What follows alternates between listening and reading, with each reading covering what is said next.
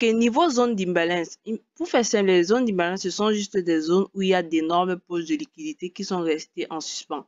Et pour mieux vous expliquer cela, avec l'écran partagé, je vous montre le bit. On reprend le bit, par exemple, parce que je pense que c'est un très bel exemple. Sur le bit, quand on regarde présentement le prix qui est à 0,5, et si on veut voir où sont les zones d'imbalance, on a juste à regarder les zones qui n'ont pas été retouchées. Parce qu'il faut comprendre que quand il y a une chute, généralement, quand il y a une chute, tandis que je prenne le pinceau, on a ce mouvement-ci. On a ça, ça, ça, ça, ça.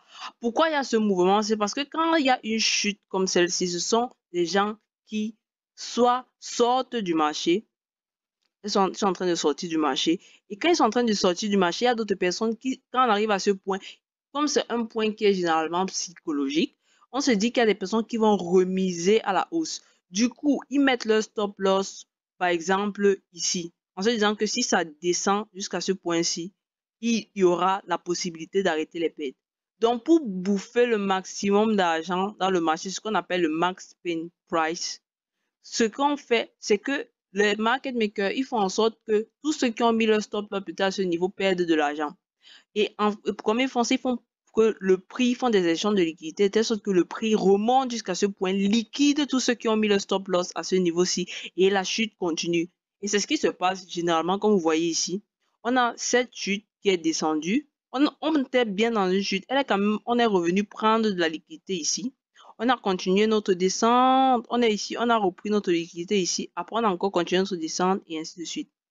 Là, maintenant, quand on regarde les zones d'imbalance sur ce graphique, je prends les rectangles pour que vous voyez une première zone d'imbalance qu'on a. C'est par exemple ici, entre les 0,8, les 0,8 et les 1,3. Ça, c'est une, pardon, que je laisse.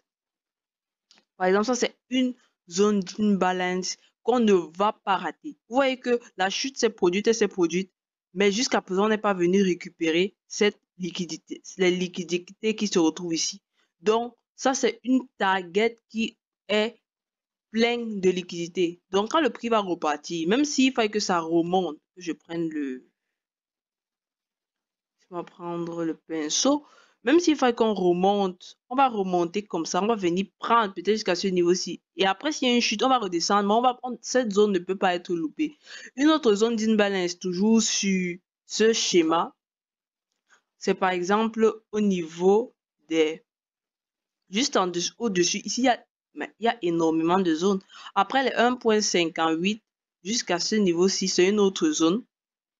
Et au-dessus de ça, en fait, je pourrais même dire que tout ceci, toute cette zone-ci, là, en fait, en fait, il y a d'énormes poches de liquidité parce que ça a été une chute d'une violence extrême. On n'est pas revenu aussi haut que ça.